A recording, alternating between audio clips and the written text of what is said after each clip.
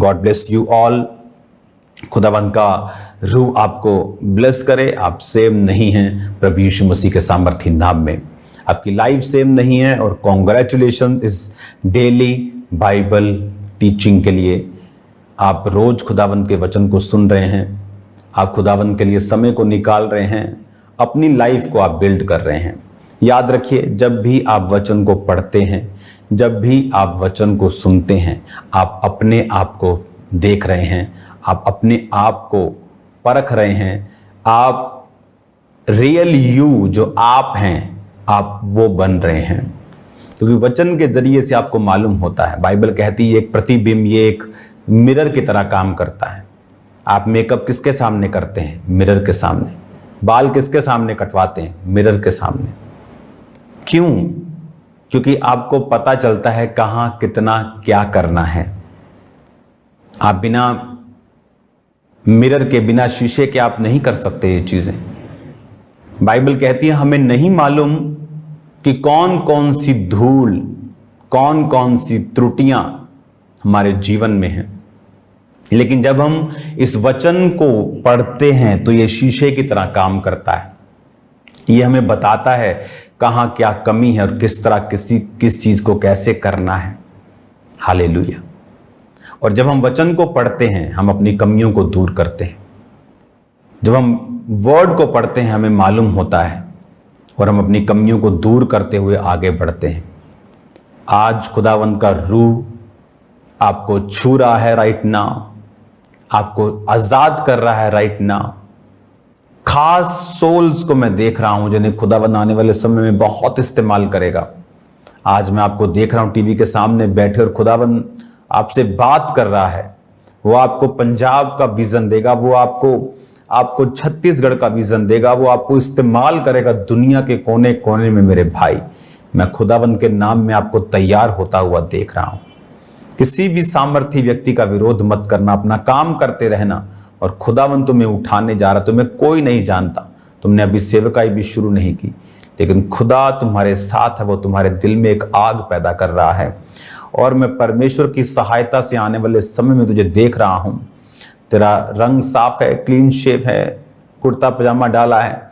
खुदावंद तुझे ब्लेस कर रहा है, अपनी सामर्थ के साथ भर रहा है और तुझे यूज करने के लिए वो तैयार है। मैं देख रहा हूं खुदावंद का आत्मा तुझे छोड़ेगा नहीं, तुझे इस्तेमाल करेगा। मैं तुझे जानता नहीं, तू मुझसे कभी मिला नहीं, तू मुझे जानता नहीं। तू शायद मुझे जानता होगा, लेकिन तेरा इस मिनिस्ट्री के साथ कुछ भी लिंक नहीं, लेकिन खुदावंद तुझे ब्लेस कर रहा है। मैं देख रहा हूं, तुझे बढ़ा रहा है। वो तेरी सोच, तेरा जो विजन दर्शन है वो अलग है, अलग किस्म का है। खुदावंद तुझे बढ़ा रहा है, वो तेरी सोच पर ब्लेसिंग दे रहा है। वो तैयार है तुझे ऊंचा करने के लिए। आगे बढ़ना, स्टेप लेना, कदम उठाने पर कभी डरना मत डरना। खुदावंद तुम्हारे साथ है। हालेलुया। खुदावंद आपके साथ है, सब लोगों के साथ। इसीलिए आज जब आप स्पेशल बाइबल टीचिंग को सुन रहे हैं, एक्सपेक्ट कीजिए आज खुदावंद का रूह आपसे बात करे और आपको छुड़ाए। हालेलुया। और जब आप मिरर को देखते हैं तो आप कमियों को दूर करते हैं। कहां कितना, कौन सा, क्या मेकअप करना है आपको मालूम होता है। तो वचन जब हम पढ़ते हैं हमारे जीवन में सेम ऐसी चीजें होती हैं। फिर से गिनती 9 उसकी 15 से लेके 23 आयत तक हम फिर से इसे पढ़ेंगे और कंटिन्यू करेंगे कल के वर्ड को।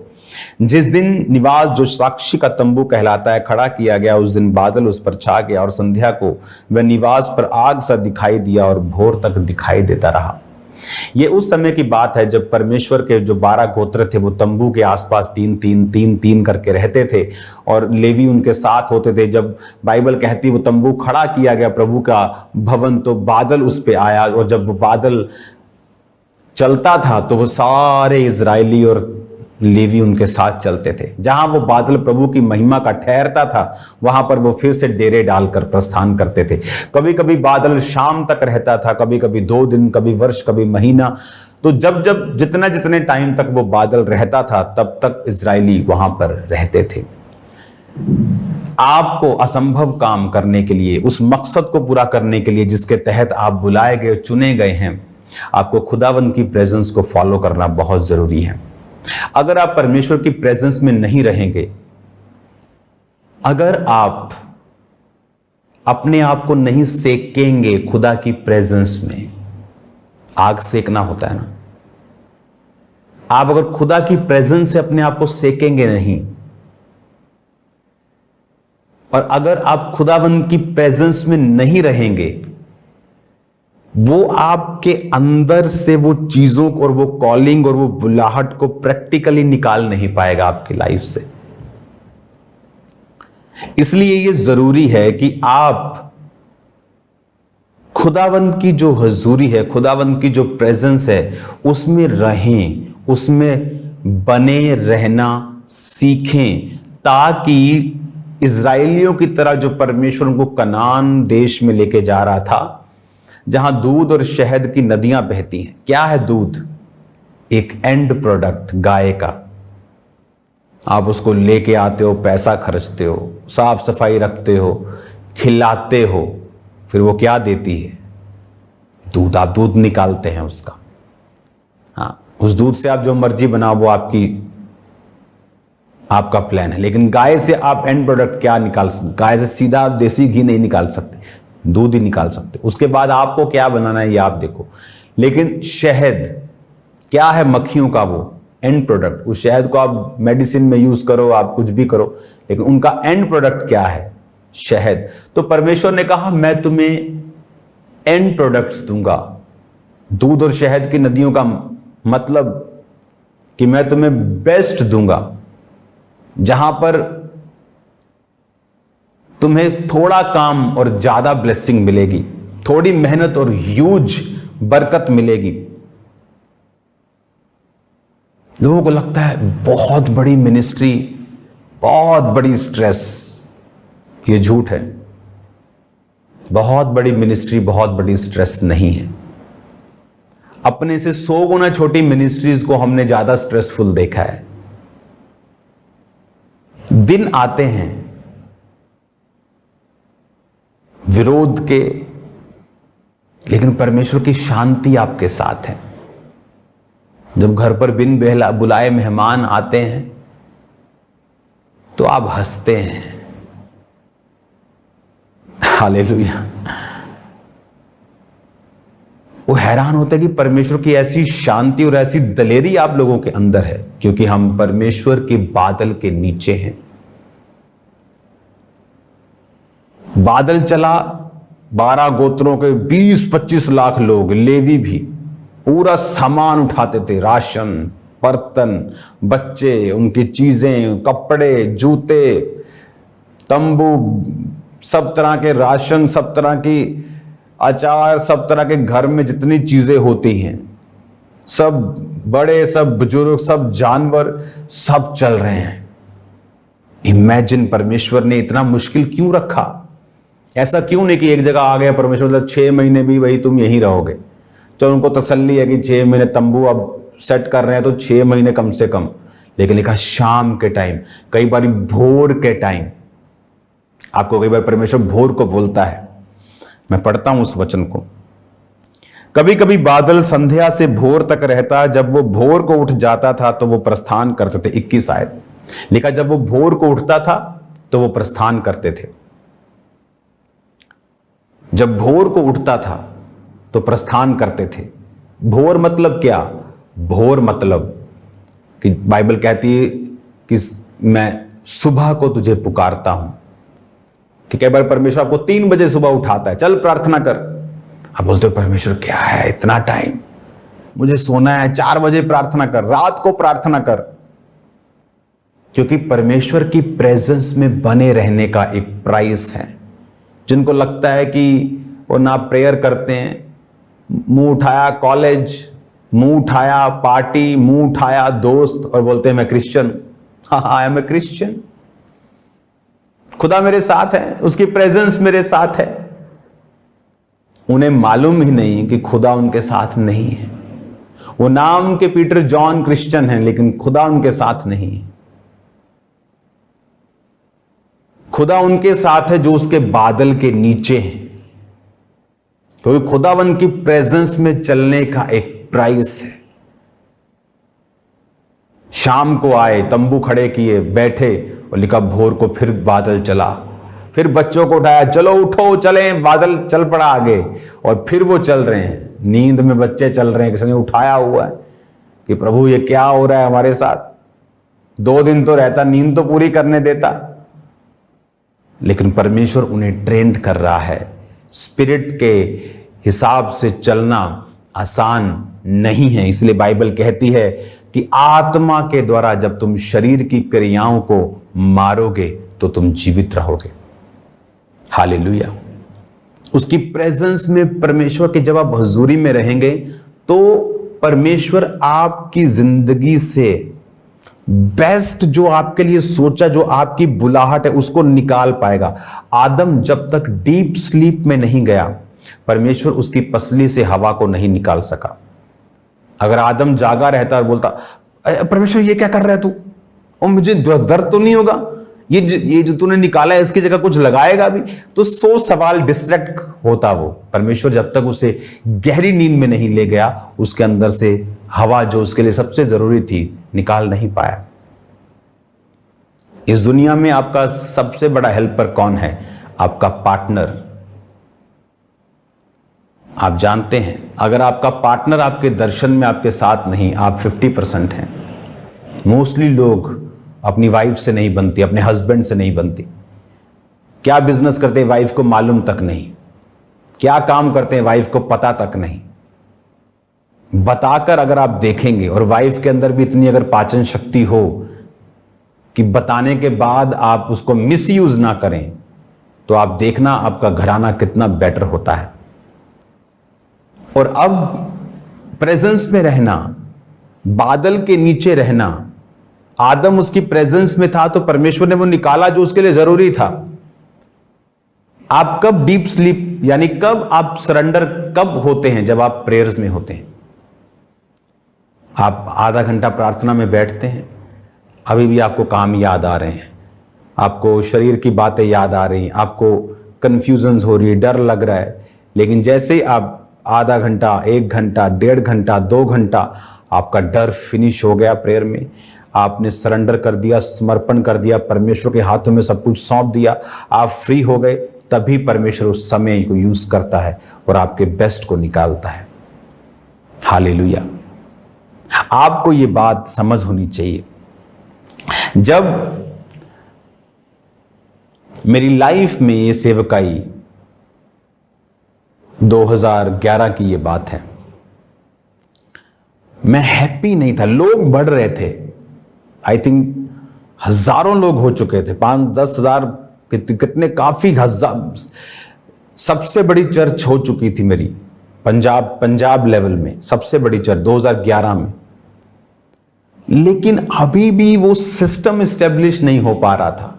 मैं हैप्पी नहीं था, और आगे जाना है। मैं देश से बाहर गया 21 दिन के लिए, संडे छोड़ दिया, थर्सडे छोड़ दिया, और मैं प्रेयर करता रहा कॉन्टिन्यूस। कई बार इतना ज्यादा मेरे पे वो प्रभाव हो चुका था, क्योंकि मैं एक रूम में था, तो स्मार्टफोन तब आई थिंक थे, लेकिन अभी स्टार्ट ही हुए थे, अभी उसका क्रेज, उसका नॉलेज लोगों को नहीं था। मेरे पास स्मार्टफोन नहीं था तब। ऐसा लगता कि ये शायद कच्ची चीजें, ये खराब हो जाएंगी, दूसरे टिक वाले फोन बेस्ट है। तो वो एक अच्छा सा फोन मेरे पास था। कोई फेसबुक नहीं चलती, कोई इंटरनेट नहीं होता था। तो कई बार मैं दोपहर को जब उठता था, मुझे ये मालूम नहीं होता था कि दोपहर हो गई है कि रात हो गई है कि शाम है।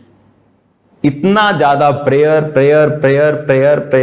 और 21 दिन के बाद, उसकी प्रेजेंस में रहने के बाद, जब मैं वापस आया इंडिया, मेरी सारी सेवकाई चेंज हो गई थी।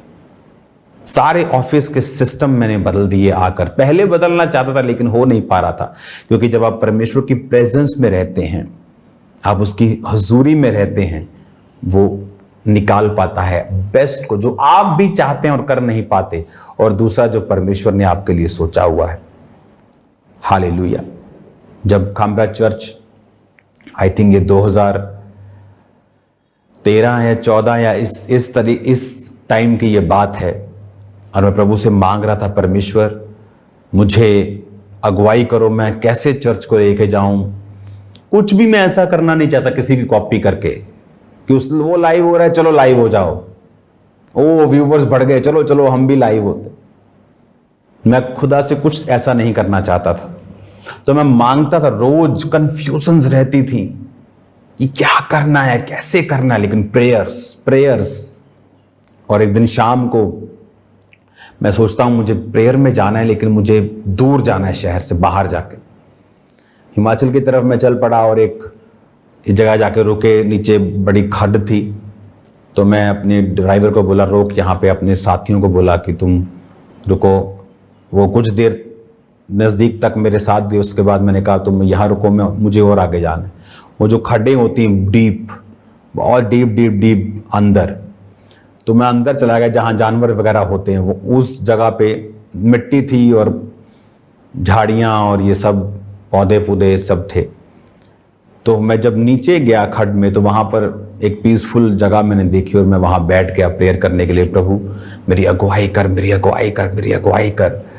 उसकी प्रेजेंस को सोखा मैंने। और मैं क्या विज़न देखता हूँ कि परमेश्वर मुझे दिखाता है उस टाइम कि मैं एक जगह प्रीच कर रहा हूँ और लोग स्क्रीन्स पर मुझे देख रहे हैं। और तब मैंने लोगों को बोला था कि जो विज़न मैं देखता था, मैं उनको बताता था कि मैं ऐसे बैठा हूं और लोग स्क्रीन्स पर देखेंगे मुझे। और आज वो चर्चेस स्क्रीन्स पर देखती हैं। और जो लोगों को लगता था कि पास्टर नहीं है तो गलत है, वहां पास्टर्स हैं, वहां लोग हैं, सब सिस्टम बने हुए हैं। लेकिन अगर आप पौलुस जिंदा होता तो वो स्क्रीन पे होता। इमेजिन करो, एक पत्री लिख रहा है वो और वो जा रही है। अगर उसके पास इंटरनेट होता तो दुनिया बचाता वो। हालेलुया। तो तब परमेश्वर ने मुझे विजन दिया। जब मैं ऊपर आया तो सड़क पर फिर मुझे एक विश्वासी मिल गया। मैंने कहा ये लो, यहाँ भी ये लोग पीछा नहीं छोड़ते हैं। हालेलुया। मजाक में मैंने कहा तो उसने मुझे पहचान लिया कि अच्छा आप यहाँ पे क्या कर रहे हैं। मैंने कहा मैं प्रेयर करने के लिए आया था, लेकिन यहाँ पर भी तुम लोग हो, जंगलों में भी। तो ऊपर जाके वो मुझे मिला जब मैं वापस रोड की साइड पे गया। तो ऐसी मेरी लाइफ में परिवर्तन हुए जब मैं बादल के नीचे रहा हूं।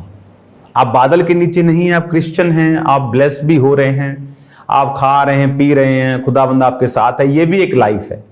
लेकिन ये भी एक लाइफ है कि खुदाबंद की प्रेजेंस से उन चीजों को निकालना जो खुदा ने आपके लिए रखी हुई है।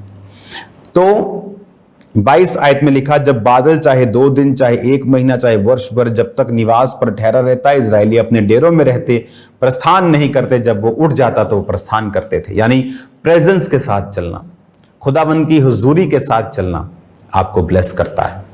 अगर आप उसकी प्रेजेंस के साथ नहीं चलते, आप ब्लेस नहीं होते। आपको खुदाबंद की प्रेजेंस को साथ लेकर चलना है और आप ब्लेस्ड होंगे। God bless you all. खुदाबंद आपको बरकत दे, वो आपको ब्लेसिंग दे। इस वचन के जरिए से आप बहुत बड़ी बड़ी ब्लेसिंग्स को पाएं। और ये वचन सिर्फ अभी के लिए नहीं, मैं आपको बता रहा हूं होली स्पिरिट की अगुवाई से, ये सालों साल लोगों की ब्लेसिंग्स का कारण होगा। लोग इसे सुनेंगे और आशीषित होंगे और समझेंगे परमेश्वर की योजनाओं को। God bless you all. खुदावंद के हाथों में मैं आपको सौंपता हूं। खुदावन आज शाम को जितने लोग प्रार्थना पहाड़ की प्रेयर्स के साथ जुड़े, यीशु के नाम में लोग डिलीवर हों, आजाद हों, चंगे हों, शॉक्ड हों खुदावन तेरे कामों को देख के। यीशु मसीह के नाम में लंगड़े चले, अंधे देखे और कोढ़ी शुद्ध हों। आज शाम की प्रार्थनाओं के लिए जितने लोग सुसमाचार को फैलाएं, शाम की प्रार्थना के लिंक को शेयर करें, लोगों को इन्वाइट करें, वो भी आशीषित हों प्रभु यीशु मसीह के पवित्र नाम में। आमीन।